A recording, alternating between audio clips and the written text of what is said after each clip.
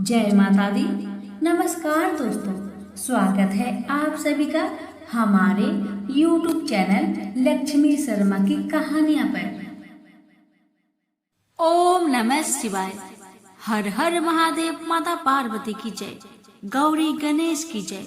आज आप सभी श्रवण करेंगे माघ महीने की मासिक शिवरात्रि की व्रत कथा। मासिक शिवरात्रि का पर्व भगवान शिव को समर्पित है। हर माह के कृष्ण पक्ष की चतुर्दशी तिथि को मासिक शिवरात्रि मनाई जाती है। इस बार माघ माह में कृष्ण पक्ष की चतुर्दशी तिथि 8 फरवरी को है। इस दिन भगवान शिव के संग माँ पार्वती की पूजा और व्रत करने का विधान है। मासिक शिवरात्रि व्रत को विवाहित और अविवाहित महिलाएं करती है। मान्यता है कि मासिक शिवरात्रि व्रत करने से शीघ्र विवाह का योग बनते हैं और वैवाहिक जीवन सुखमय होता है। साथ ही साधक को जीवन में शुभ फल की प्राप्ति होती है। ये पहले जानते हैं मासिक शिवरात्रि की व्रत विधि के बारे में, फिर श्रवण करेंगे मासिक शिवरात्रि व्रत से जुड़ी 5 पुण्य फल देने वाली कथा एक साथ। मासिक शिवरात्रि व्रत पूजन की विधि।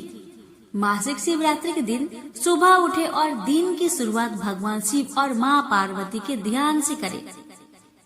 अब स्नान कर साफ वस्त्र धारण करें और मंदिर की साफ सफाई करें।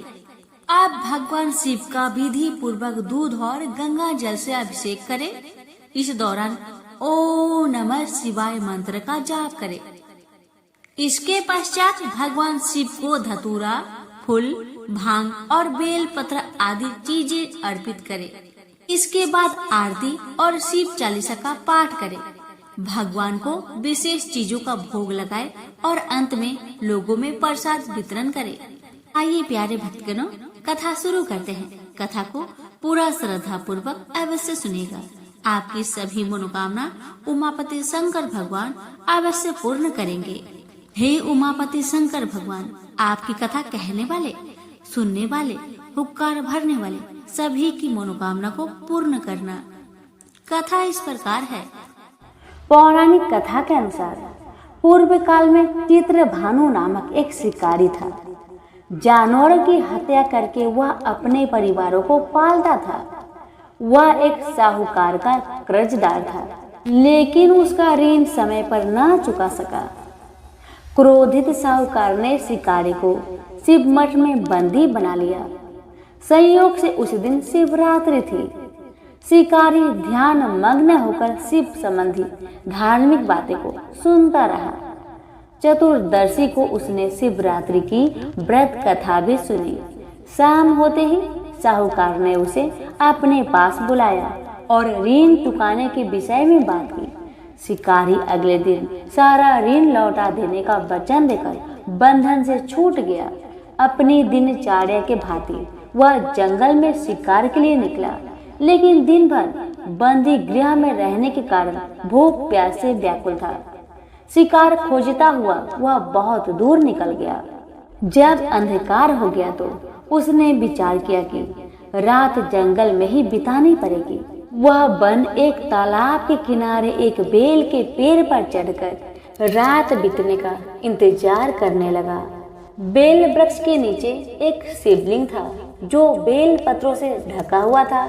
शिकारी को उसका पता न चला। पड़ाव बनाते समय उसने जो टहनियां तोड़ी वे संयोग से शिवलिंग पर गिरती जा रही थी। इस प्रकार दिन भर भूखे प्यासे शिकारी का व्रत भी हो गया और शिवलिंग पर बेल पत्र भी चढ़ गए। एक पहर रात्रि बीत जाने पर एक गर्भिणी हिरनी तालाब पर पानी पीने पहुंची। शिकारी ने धनुष पर तीर चढ़ाया। जैसे ही प्रयंचा खींची वैसे ही हिरनी बोली, हे शिकारी, मैं गर्भिणी हूँ, शीघ्र ही प्रसव करूंगी। तुम एक साथ 2 जीवों की हत्या करोगे, जो ठीक नहीं है। मैं बच्चे को जन्म देकर शीघ्र ही तुम्हारे समक्ष प्रस्तुत हो जाऊंगी, तब तुम मुझे मार देना। हिरनी की बात शिकारी को सही लगी। उसने अपनी प्रयंचा ढीली कर दी और हिरनी जंगल की झाड़ियों में लुप्त हो गई। प्रयंचा चढ़ाने तथा ढीली करने के बाद कुछ बेल पत्र अनायास ही टूटकर शिवलिंग पर जा गिरे। इस प्रकार उससे अनजाने में ही प्रथम पहर का पूजन भी संपन्न हो गया। कुछ ही देर बाद और एक हिरनी उधर से निकली। शिकारी की प्रसन्नता का ठिकाना ना रहा। समीप आने पर उसने धनुष पर बाण चढ़ाया। तब उसे देख हिरनी ने विनम्रता पूर्वक निवेदन किया, हे शिकारी, मैं थोड़ी देर पहले ऋतु से निवृत्त हुई हूँ, कामातुर वीर हिरनी हूँ, अपने प्रिय की खोज में भटक रही हूँ। मैं अपने पति से मिलकर शीघ्र ही तुम्हारे पास आ जाऊंगी। शिकारी ने उसे भी जाने दिया। 2 बार शिकार को खोकर उसका माथा ठनका वह चिंता में पड़ गया। रात्रि का आखिरी पहर बीत रहा था। इस बार भी धनुष से लगकर कुछ बेल पत्थर शिवलिंग पर जा गिरे तथा दूसरे पहर की पूजा भी संपन्न हो गई। तभी एक अन्य हिरनी अपने बच्चों के साथ उधर से निकल रही थी। शिकारी के लिए यह स्वर्णिम अवसर था। उसने धनुष पर तीर चढ़ाने में थोड़ी भी देर नहीं लगाई। वह तीर छोड़ने ही वाला था कि हिरनी बोली, ए शिकारी, मैं इन बच्चों को इनके पिता के हवाले करके लौट आऊंगी। इस समय तुम मुझे मत मारो। शिकारी हंसा और बोला, सामने आए शिकारी को मैं छोड़ दूं, मैं ऐसा मूर्ख नहीं। इससे पहले मैंने 2 बार अपना शिकार खो चुका हूँ। मेरे बच्चे भूख प्यास से व्यग्र हो रहे होंगे।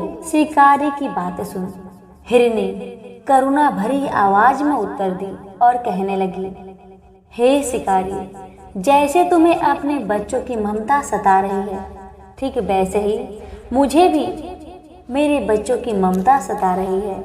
हे शिकारी, मेरा विश्वास करो, मैं इन्हें इनके पिता के पास छोड़कर तुरंत लौटने की प्रतिज्ञा करती हूँ।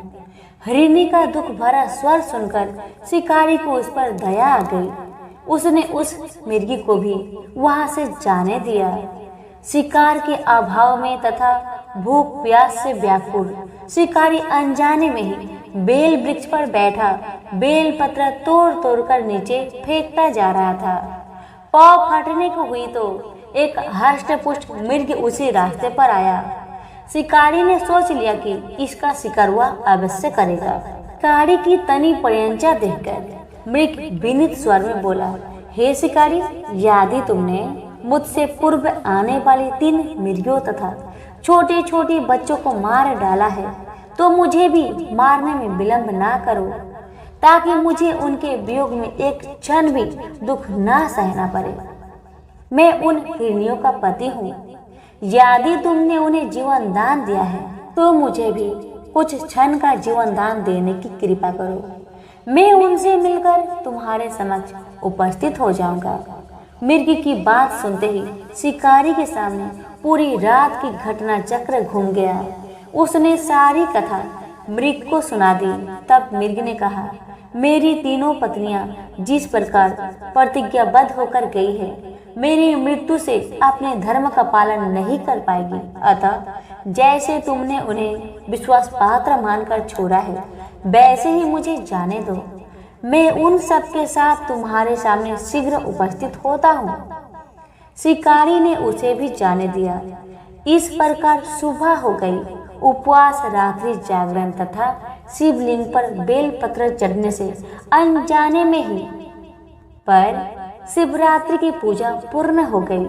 पर अनजाने में ही की हुई पूजन का परिणाम उसे तत्काल मिला। शिकारी का हिंसक हृदय निर्मल हो गया। उसमें भगवत शक्ति का वास हो गया। थोड़े ही देर बाद वह मृग स्व परिवार शिकारी के समक्ष उपस्थित हो गया ताकि वह उनका शिकार कर सके। किंतु जंगली पशुओं की ऐसी सत्यता, वास्तविकता एवं सामूहिक प्रेम भावना देखकर शिकारी को बड़ी ग्लानि हुई। उसने मृग परिवार को जीवन दान दे दिया। अनजाने में शिवरात्रि के व्रत का पालन करने पर भी शिकारी को मोक्ष की प्राप्ति हुई। जब मृत्यु काल में यमदूत उसके जीव को ले जाने आए तो शिवगणों ने उसे वापस भेज दिया तथा शिकारी को शिवलोक ले गए। शिव जी की कृपा से ही अपने इस जन्म में राजा चित्रभानु अपने पिछले जन्म को याद रख पाए तथा महाशिवरात्रि के महत्व को जानकर उसका अगले जन्म में भी पालन कर पाए। सभी प्रेम से बोलिए उमापति शंकर भगवान की जय। अब सुनिए शिवरात्रि से जुड़ी एक अन्य कथा। कपिलपुरी में यज्ञदत्त नामक एक ब्राह्मण रहता था। उसे एक पुत्र उत्पन्न हुआ जिसका नाम उसने गुणनिधि रखा। बालक बड़ा बुद्धिमान तथा चतुर था। 8 वर्ष की छोटी सी आयु में ही उसने बहुत सी विद्याएं सीख ली थी, परंतु वह कुमार्ग में पड़कर अपने धर्म और कर्म से भटक गया। वह जुआरी, खेलकूद में संलग्न और गाने बजाने वालों का साथी बन गया। उसने बहुत ही जल्दी अपने पिता की कमाई लुटा दी। उसकी माता उसे रोकती थी, परंतु प्रेम के कारण उसके संबंध में उसके पिता को कुछ न बताती थी। पुत्र चाहे कितना ही बुरा हो, परंतु माता कभी उसका बुरा नहीं चाहती। यही डर से उसने अपने पति को अपने पुत्र की सच्चाई नहीं बताया। क्या पता सच्चाई जानने के बाद उसके पिता उसके साथ कैसा व्यवहार करे। ये सोचकर ब्राह्मणी अपने पति ब्राह्मण को कभी कुछ नहीं बताती थी। जब भी कभी ब्राह्मण यज्ञदत्त अपने घर आकर पत्नी से पूछता कि मेरा बेटा गुणनिधि कहाँ है, ब्राह्मणी हर रोज झूठ ही बोल देती थी कि आपका बेटा कहीं बाहर गया होगा। कभी कहती कि बेटा स्नान कर रहा है, तो कभी कहती मंदिर में बैठकर पूजा पाठ कर रहा होगा। हमेशा हर रोज एक न एक बहाना, एक न एक झूठ बोलती जा रही थी। लेकिन सच कहूँ दोस्तों, ऐसा कभी नहीं करना चाहिए। ऐसे बच्चे बिगड़ जाते हैं। ब्राह्मणी कभी भी अपने पति यज्ञदत्त से अपने पुत्र की सच्चाई के बारे में नहीं बताई, हमेशा छुपाती रही। यज्ञदत्त अपने पुत्र की असली भेद न जानते हुए उसने अपने पुत्र गुणनिधि का विवाह कर दिया। विवाह हो जाने के पश्चात यज्ञदत्त की पत्नी अपने पुत्र को सदा समझाती कि तुम्हारे पिता बड़े महात्मा हैं। जब उनको तुम्हारे बारे में मालूम होगा तो उसके लिए तुम्हें और मुझे दोनों को दंड देंगे। तुम्हारा कुल बड़ा पवित्र है, फिर तुम यह बुरे काम क्यों करते हो? मेरे बच्चे, तुम्हारा कल्याण इन बुरे कर्मों को छोड़ देने में ही है। परंतु गुणनिधि पर माँ के समझाने का कुछ भी प्रभाव न पड़ा। एक दिन उसने अपने पिता की अंगूठी चुराकर एक जुआरी को दे दिया। जब यज्ञदत्त ने उस जुआरी से पूछा कि अंगूठी उसके हाथ में कैसे आई, तो जुआरी ने यज्ञदत्त से कहा कि उसने उनकी अंगूठी नहीं चुराई। यज्ञदत्त ने जुआरी की बात सुनकर कहा, सुनो लल्ला, यह अंगूठी मेरी है और मुझे राजा के यहाँ से मिली है। तुम झूठ बोलकर इसे अपनी न बताओ, परंतु यह बताओ कि यह अंगूठी तुम्हारे पास कैसे आई है। यज्ञदत्त की बात सुनकर जुआरी क्रोध में आ गया और जोर से गरजकर कहा, अगर तुम सच सुनना चाहते हो तो ध्यान पूर्वक सुनो। यह अंगूठी तुम्हारे पुत्र गुणनिधि ने मेरे पास जुए में हारी है, और उसने यही अंगूठी जुए में नहीं हारी बल्कि आज तक जुए में बहुत से साधन चुराकर हारा है। आप जितने ही सज्जन साधु धर्मात्मा हैं, आपका पुत्र उतना ही बड़ा बदमाश है। आप इतने बड़े विद्वान होते हुए भी आज तक अपने पुत्र की करतूत को न जान सके। जुआरी की बात सुनकर यज्ञदत्त के मारे लज्जा से बुरा हाल हो गया। वह मारे लज्जा के मुंह ढके हुए तथा सिर झुकाए अपने घर पहुंचा और घर आने के साथ ही अपने पत्नी से पूछा कि गुणनिधि कहाँ है और वह अंगूठी कहाँ है जो कि उस दिन तूने उपटन करते समय मेरे हाथों से ले लिया था। यज्ञदत्त की बात सुनकर उसकी पत्नी ने उत्तर दिया, वह अंगूठी मैंने कहीं रख दी है। अब मुझे याद नहीं आ रहा कि मैंने अंगूठी कहाँ रखी है। स्त्री की बात सुनकर यज्ञदत्त ने कहा, तुम झूठी हो। जब कभी मैंने तुमसे गुणनिधि के बारे में पूछा, तुमने मुझे बात बनाकर टालने की कोशिश की है। अच्छा, तुम अंगूठी की बात जाने दो और मुझे बताओ कि घर का अन्य बहुमूल्य सामान कहाँ है। न जाने मेरे किन पापों के कारण यहाँ ऐसा पुत्र उत्पन्न हुआ है। फिर जब उसने घर की कीमती सामान देखा तो मालूम हुआ कि सभी बहुमूल्य वस्तुएं गायब थी। तब यज्ञदत्त ने हाथ में जल लेकर पत्नी और पुत्र को तिलांजलि दे दी। और एक ब्राह्मण की कन्या से अपना दूसरा विवाह कर लिया। जब गुण निधि को मालूम हुआ कि उसके पिता का सारा भेद खुल गया है और उन्होंने उसे और उसकी माँ को तिलांजलि दे दी है, तो उसको बड़ा दुख हुआ। वह अपनी करनी पर पछताने लगा। वह भूखा प्यासा एक शिव मंदिर के पास आकर बैठ गया। उस दिन शिवरात्रि का व्रत था। लोगों ने शिव पूजन किया, फिर तरह तरह के पकवान तथा खाद्य सामग्री उन पर चढ़ाए। जब लोग भगवान का पूजन आदि करके मंदिर में ही सो गए, तो गुणनिधि ने मंदिर के भीतर प्रवेश किया और खाने पीने का सामान उठाकर बाहर की ओर भागा। चलते चलते उसका पैर एक सोते हुए शिव भक्त से टकरा गया। फिर क्या था, उस भक्त का चोर चोर का शब्द सुनकर सभी लोग जाग उठे और दौड़ते हुए गुणनिधि का पीछा किया। बहुत से नागरिक भी उन भक्तों के साथ मिल गए। अंत में उन लोगों ने दौड़ते हुए गुणनिधि को पकड़ लिया और सबने मिलकर उसको ऐसा मारा कि वह मर गया। उसके मरने के साथ ही यमदूत ने आकर उसे घेर लिया और निर्दयता पूर्वक उसे मारने लगे। उधर भगवान सदाशिव ने अपने गणों से कहा, गुणनिधि बड़ा पापी, दुराचारी और कुकर्मी है, फिर भी उसने शिवरात्रि का व्रत रखकर जागरण किया है, हमारे पूजन को देखा है, हमारे दर्शन किए हैं। दीपक से लिंग के शरीर पर गिरती हुई छाई की इसने निवारण किया है।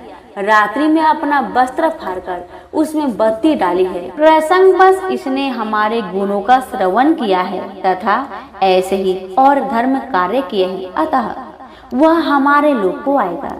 उसके पश्चात वह कलिंग देश का राजा होगा। तुम लोग वहां जाकर गुणनिधि को, क्योंकि हमने उसे अपना लिया है, अतएव भगवान श्री सदाशिव की आज्ञा पाकर विमान पर बैठकर शूलधारी उनके पार्षद भी घटनास्थल पर आ पहुंचे और बोले, यमराज के गणों, तुम अब इस परम धर्मात्मा ब्राह्मण को छोड़ दो, क्योंकि अब इसमें कोई भी पाप शेष नहीं रहा है। यमदूतों ने भगवान श्री सदाशिव के पार्षदों से कहा, ये तो आपकी आज्ञा हमारे सिर माथे पर है, मगर यह तो दुष्ट महापापी कुकर्मी मांस तथा मदिरा का प्रयोग करने वाला और पर स्त्री तथा वैश्यगामी माता पिता की आज्ञा न मानने वाला चोर तथा जुआरू है। हम लोग इसलिए इसको ले जा रहे हैं। यमदूतों की बात सुनकर सदाशिव के पार्षदों ने कहा, तुम मूर्ख हो, यह ब्राह्मण पापी नहीं है। इसका सबसे बड़ा धर्म तो यह है कि इसने पुराना कपड़ा जलाकर शिवालय में प्रकाश किया, रात्रि भर जागरण किया। स्थिर चित्त से शिवालय के द्वार पर बैठकर इसने भगवान श्री सदाशिव की पूजन को देखा और हरि कीर्तन को सुना। इसलिए भगवान श्री सदाशिव की इच्छा अनुसार यह राजा बनाया जाएगा। और इस प्रकार कहने के पश्चात भगवान श्री सदाशिव के पार्षद गुणनिधि को अपने साथ ले गए। यमदूतों से मुक्ति पाकर गुणनिधि भगवान श्री सदाशिव के पार्षद के साथ विमान पर चढ़कर शिवलोक को गया। यमदूतों ने जाकर सारा वृत्तांत यमराज से कहा, जिसे सुनकर यमराज ने कहा, जो व्यक्ति भस्म रमाए हुए हो, रुद्राक्ष की माला धारण किए हो, शिवलिंग का पूजा करता हो, श्री सदाशिव के गुणों का गान करता हो, छल से ही सही उसके पास बिल्कुल न जाओ। यमराज ने भगवान श्री सदाशिव को प्रणाम करके कहा, आप इस अनजाने दोष को क्षमा कर दे। तो सभी प्रेम से बोलिए, उमापति शंकर भगवान की जय। परम पौराणिक सूत जी से शौनकादि ऋषियों की वार्ता।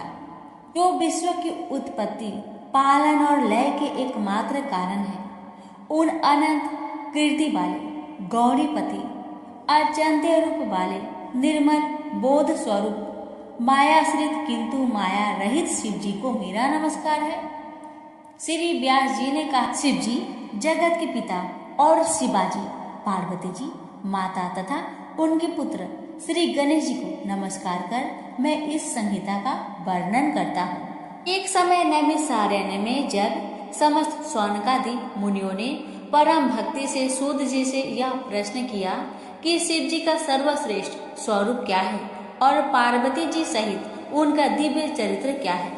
लोक के कल्याणकर्ता श्री शंकर जी किस प्रकार प्रसन्न होते हैं और प्रसन्न होने पर क्या फल देते हैं तथा ब्रह्मा विष्णु महेश ये तीनों देवता शिव जी के अंग से उत्पन्न हुए हैं और इनमें महेशी पूर्णास है तथा शिव पार्वती का अभिभार्य और विवाह कैसे हुआ, उनकी उन सब लीलाओं को हमें बताइए जो परम पौराणिक सूत जी बोले।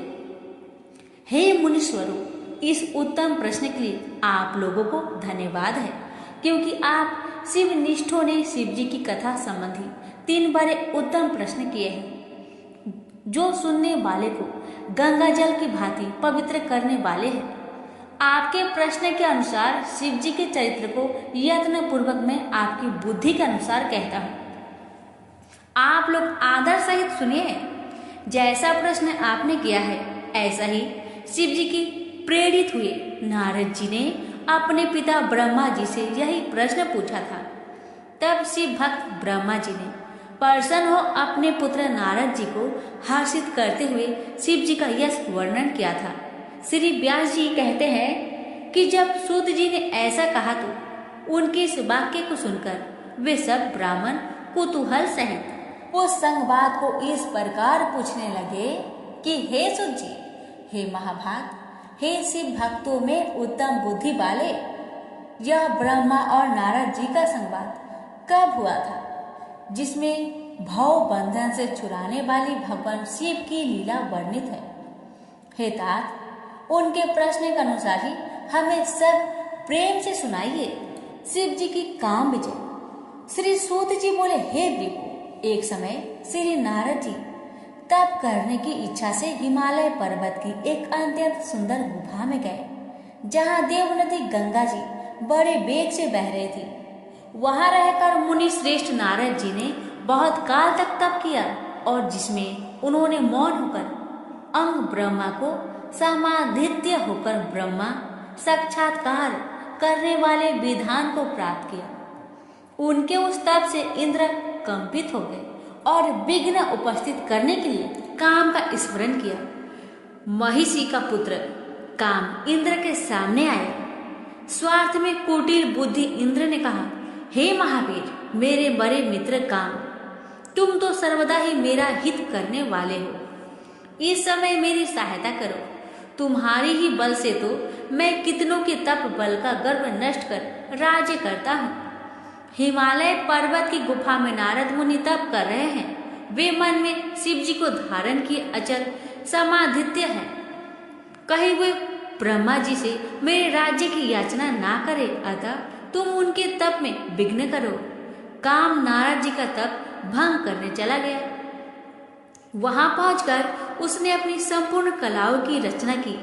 बसंत ने मद से नाना प्रकार का प्रभाव दिखलाया, परंतु नारद मुनि ने चित्त में कुछ भी विकार नहीं हुआ और वह शिव जी की कृपा से इंद्र का गर्व नष्ट हो गया।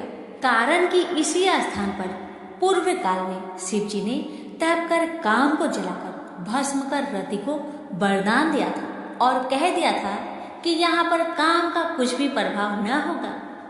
तब अपनी गति को व्यर्थ हुआ देखकर कामदेव नारद जी से इंद्र के पास स्वर्ग में चला गया।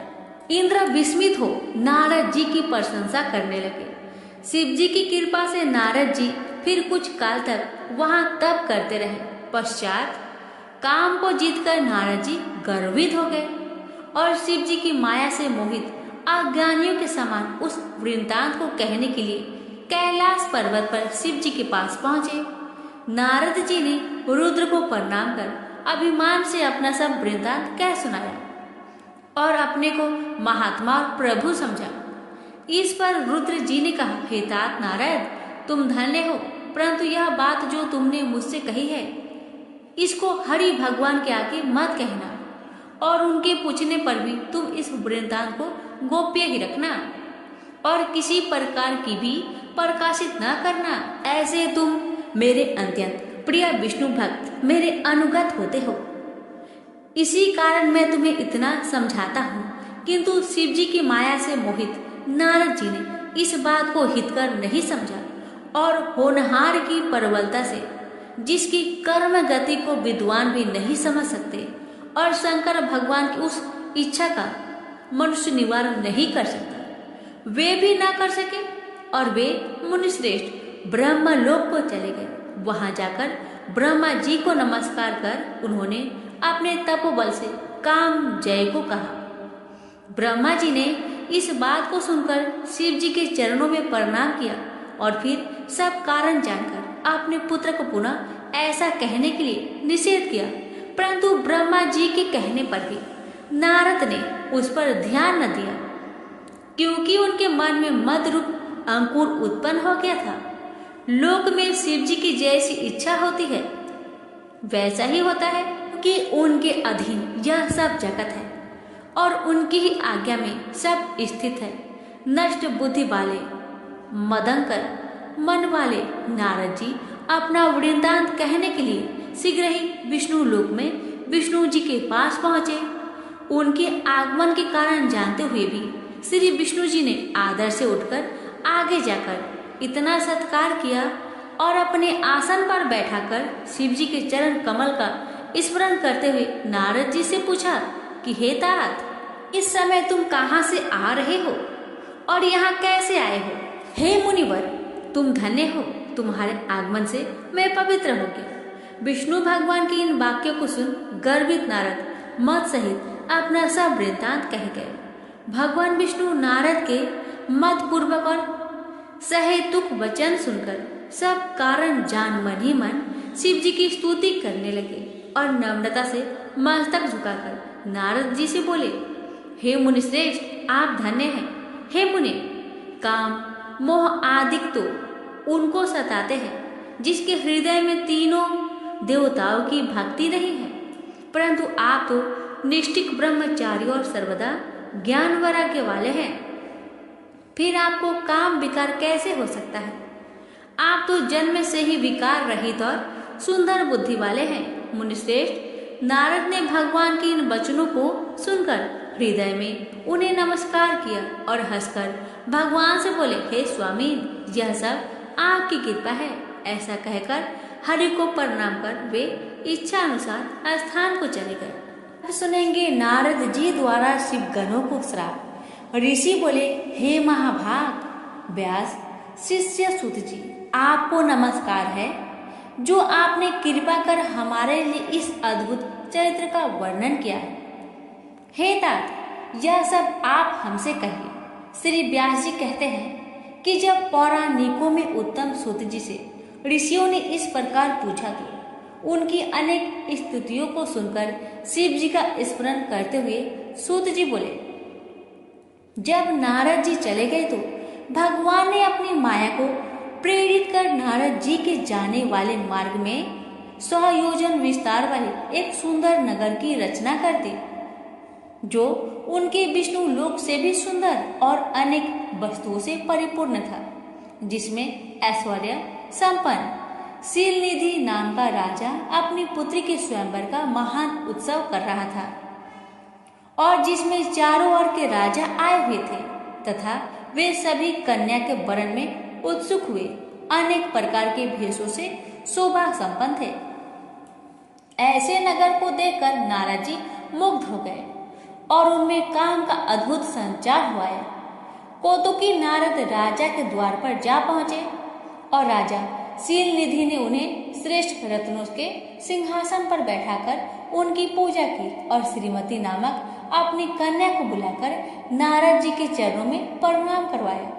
तब उस कन्या को देखते ही नारद जी विस्मित हो राजा से उसका परिचय पूछने लगे और परिचय पाकर काम विहल हो उसको पाने की इच्छा कर राजा से बोले, हे राजा, तुम्हारी यह कन्या सब लक्षणों से युक्त है, बड़ी भाग्यशालिनी है और धन्य है। इससे लक्ष्मी के से सभी गुण विद्यमान है और देवताओं में श्रेष्ठ, सबका ईश्वर, जो किसी से जीता न जा सके, शिव जी के समान विभु और जो काम को जीतने वाला होगा निश्चय ही वही इसका पति होगा। ऐसा कहकर नारद जी राजा को आज्ञा देकर शिव माया से मोहित स्वेच्छा पूर्वक वहां से चल दिए और मन में विचारने लगे कि इसको स्वयंवर में किस प्रकार प्राप्त करूं तथा यह सब राजाओं को छोड़ अकेले मेरा ही वरण कैसे करेगी। स्त्रियों को प्राय सुंदरता ही अत्यंत प्रिय होती है, जिसे देखकर स्त्रियां प्रसन्न हो निसंदेह उसको बस में आ जाती है। तब विष्णु जी बड़े सुंदर है। नारद जी उनका रूप मांगने के लिए विष्णु लोक को चले गए। वहां विष्णु जी को नमस्कार कर काम विहल नारद जी ने शीलनिधि राजा की विशाल नेत्रा कन्या श्रीमती का परिचय देकर स्वयंवर में उसको वरण करने की इच्छा व्यक्त की और कहा कि यदि आप अपना रूप मुझको दे दे तो अवश्य ही वह मुझको प्राप्त हो सकती है। उसके बिना वह मेरे कंठ में जयमाला नहीं डालेगी। हे नाथ, आप मुझे अपना रूप दीजिए, क्योंकि मैं आपका प्रिय सेवक हूँ। सूत जी कहते हैं कि मुनि के इस वचन को सुनकर भगवान हंसे और शिव जी की प्रभुता को जानकर दया से यह वचन बोले, हे मुने, आप जहाँ जाना चाहे चले जाइए। जैसे वेद रोगी का हित करता है, वैसे ही मैं भी आपका प्रिय कार्य करूंगा, क्योंकि आप मेरे प्यारे हो। ऐसा कहकर भगवान विष्णु मुनि को बंदर का मुख दे दिए और इन पर कृपा करने के लिए अंतर्ध्यान हो गए। मुनि ने समझा कि हरि ने मुझ पर कृपा कर दी है, वह कृतार्थ हो चले, परंतु उनके यत्न को नहीं पहचाना। फिर मुनि श्रेष्ठ नारद जी शीघ्र ही वहां गए जहां राजपुत्रों से घिरा हुआ स्वयंवर हो रहा था। फिर तो राजपुत्रों से व्याप्त और दिव्य वह स्वयंवर सभा जो उस समय इंद्र की सभा के समान शोभमान हो रही थी, उसमें जाकर नारद जी बैठ गए और विराजने लगे कि अब वो विष्णु रूपधारी मुझको राजकन्या निश्चय ही वरण करेगी। उन्होंने अपने मुख को कुरूप नहीं जाना। अन्य सब मुनियों ने भी मुनि के पूर्व रूप को देखा और अन्य सभी राजपुत्रों ने भी उस भेद को न जाना, परंतु वहां दो रुद्रगण जो ब्राह्मण के भेष में नारद जी की रक्षा के लिए आए थे, वे उस भेद को जानते थे। वे दोनों मुनि को मूर्ख समझकर मुनि के पास गए और परस्पर बातें करते हुए नारद जी की हंसी करने लगे। छलयुक्त उन्होंने नारद जी का परिहास किया। काम विहल मुनि ने उनके वाक्य को यथार्थ रूप में नहीं सुना और राजकन्या को प्राप्त करने की इच्छा से उसी को देखते हुए मोहित हो गए। इसी बीच वह राजकन्या बहुत सी स्त्रियों सहित अंतरपुर से पति वरण की इच्छा से चली, जिसके हाथ में स्वर्ण की माला थी और वह सुंदर व्रत बालिक साक्षात लक्ष्मी के समान सभा में आ पहुंची तथा अपने समान वर को ढूंढते हुई घूमने लगी। तब मुनि का और सब रूप तो विष्णु का था, किंतु मुख बंदर का सा देखकर वह मुनि पर अत्यंत कुपित हुई और वहां से दृष्टि हटाकर प्रसन्न मन से आगे चली। उसने सारी सभा को देखा पर किसी को अपने अनुरूप न पाकर माला नहीं पहनाया। इसी समय राजा जैसा स्वरूप धारण किए हुए श्री विष्णु वहां आए, जिन्हें राजकन्या के सिवा किसी ने नहीं देखा। भगवान को देखते ही कन्या का मुख कमल प्रसन्न हो उठा और वर चाहने वाली उसने भगवान के गले में माला पहना दी। राजा और रूपधारी विष्णु उसको लेकर शीघ्र ही अंतर्ध्यान हो गए और अपने स्थान को चले गए। अन्य राजकुमार राजकन्या के न पाने से निराश हो गए तथा नारद जी काम से और विहल हो गए। तब उन दोनों रुद्र गणों ने काम विहल नारद से कहा कि आप तो व्यर्थ ही काम मोहित हो, उस कन्या की चाह करते हो। पहले अपना मुख तो देखिए जो कि बंदर के समान बना है। सूत जी कहते हैं कि उनके वाक्य सुनकर नारद जी ने आश्चर्य किया और शिव जी की माया से मोहित उन मुनि ने अपना मुख जल में जाकर देखा तो अत्यंत क्रोध हो उन्होंने गणों को श्राप दे दिया और कहा कि तुमने मुझ ब्राह्मण की हंसी की है, अतः राक्षस हो जाओ। शिव जी के गण उनके इस श्राप को सुनकर मुनि को मोहित हुआ जानकर कुछ भी ना बोले और शिव जी की स्तुति करते हुए अपने स्थान को चले गए। यह सब शिव जी की इच्छा से थी। श्री गणेश कथा के अनुसार एक बार देवता कई विपदाओं में घिरे थे। तब वह मदद मांगने भगवान शिव के पास गए। उस समय शिव के साथ कार्तिकेय तथा गणेश जी बैठे थे। देवताओं की बात सुनकर शिव जी ने कार्तिकेय व गणेश जी से पूछा कि तुम में से कौन देवताओं के कष्टों का निवारण कर सकता है। तब कार्तिकेय व गणेश जी दोनों ही स्वयं को इस कार्य के लिए सक्षम बताए। इस पर भगवान शिव ने दोनों की परीक्षा लेते हुए कहा कि तुम दोनों में से जो सबसे पहले पृथ्वी की परिक्रमा करके सबसे पहले हमारे पास आएगा वही देवताओं की मदद करने जाएगा।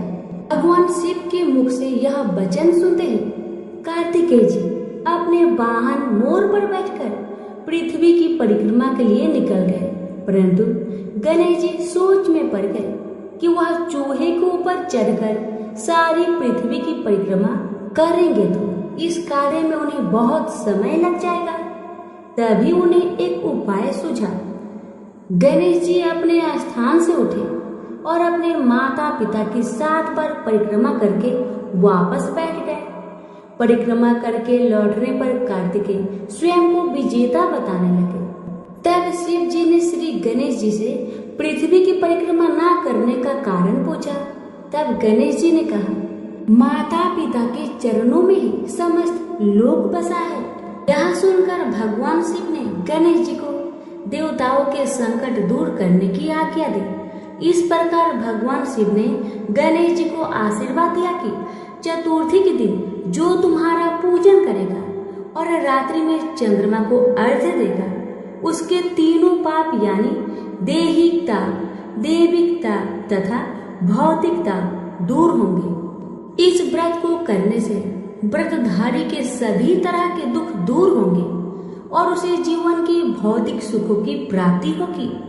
चारों तरफ से मनुष्य की सुख समृद्धि बढ़ेगी, पुत्र पौत्र आदि धन ऐश्वर्य की कमी नहीं रहेगी। प्रेम से बोलिए गणेश भगवान की जय। शिव जी की आरती। जय शिव ओमकारा, ओम जय शिव ओमकारा, ब्रह्मा विष्णु सदा शिव अर्धांगे धारा। ओम जय शिव ओमकारा, एकानन चतुरानन पंचानन राजे, हंसानन गरुरासन वृषिवाहन साजे। ओम जय शिव ओंकारा, दो भुज चार चतुर्भुज 10 भुज अति सोहे, त्रिगुण रूप निरखते त्रिभुवन जन मोहे। ओम जय शिव ओंकारा, अच्छी माला बने माला मुंडमाला धारी, त्रिपुरारी कंसारी करमाला धारी। ओम जय शिव ओंकारा, श्वेतांबर पीतांबर बाघंबर अंगे, सनकादिक गरुणादिक भूतादिक संगे।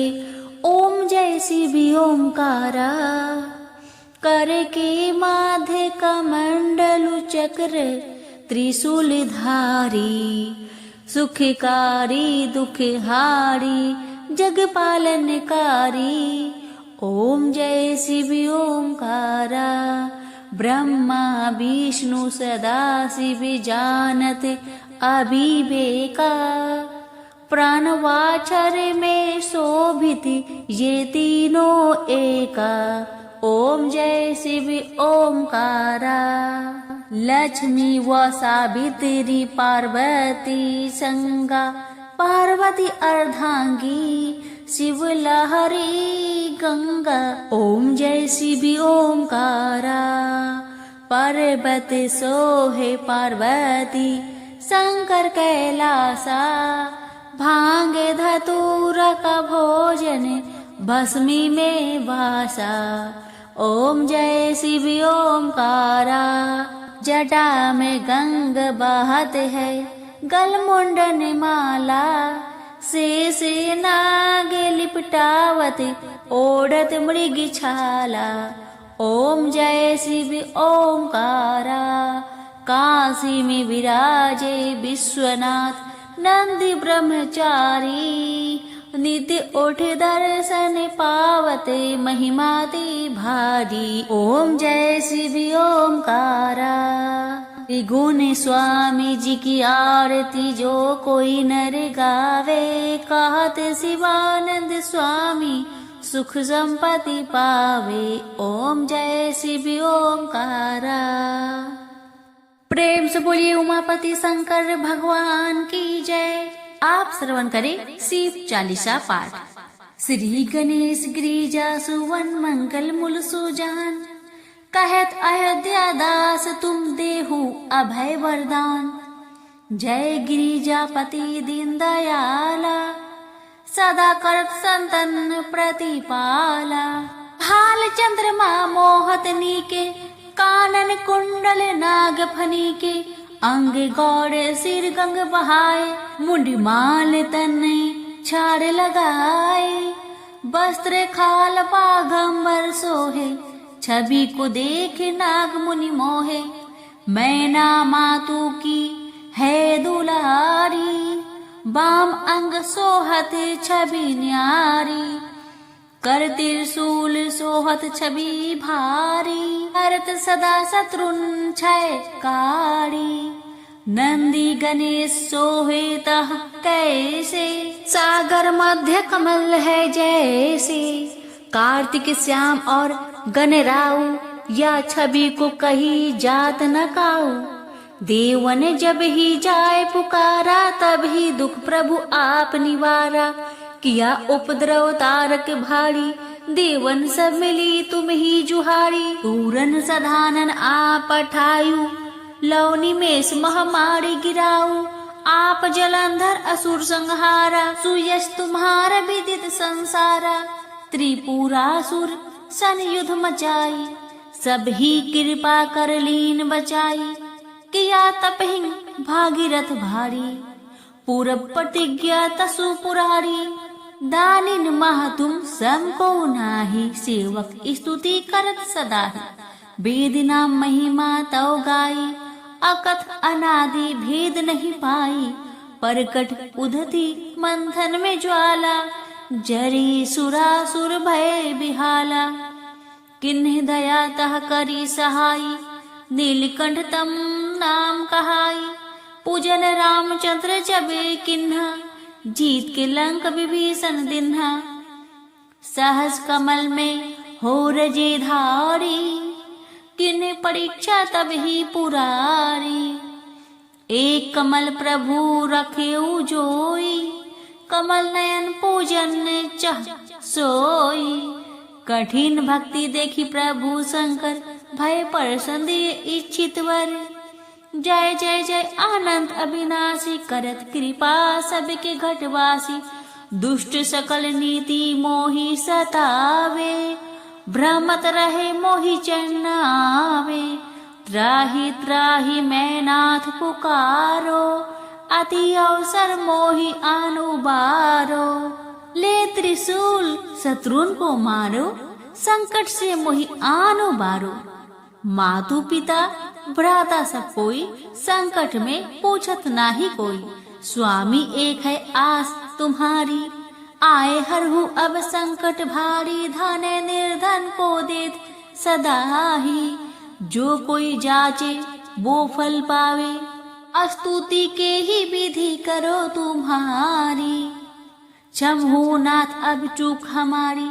शंकर हो संकट के नाशन, मंगल कारण विघ्न विनाशन। योगी यति मुनि ध्यान लगावे, नारद सारद शीस नवावे। नमो नमो जय नमो शिवाय, सूर ब्रह्मादि के पार न पाया। जो यह पाठ करके मन लाया, ता पार होत है शंभु सहाई। ऋणिया जो कोई हो अधिकारी, पाठ करे सो पावन हारी। पुत्रहीन कर इच्छा कोई, निश्चय से प्रसाद देहि तोई। पंडित त्रयोदशी को लावे, ध्यान पूर्वक होम करवाए। त्रयोदशी व्रत करे हमेशा, तन नहीं ताके रहे कलेसा। धूप दीप नैवेद्य चढ़ावे, शंकर सम्मुख पाठ सुनावे। जन्म जन्म के पाप नसावे, अंतवास शिवपुर में जावे, कहे अयोध्या आस तुम्हारी, जानी सकल दुख हरियु हमारी। नित नेम कर प्रताही पाठ, करो चालीसा, तुम मेरी मनोकामना पूर्ण करो जगदीश। मगसर छठी हेमंत ऋतु, संवत 64 जान, स्तुति चालीसा शिवहि, पूर्ण किन कल्याण। प्रेम से बोलिए उमापति शंकर भगवान की जय।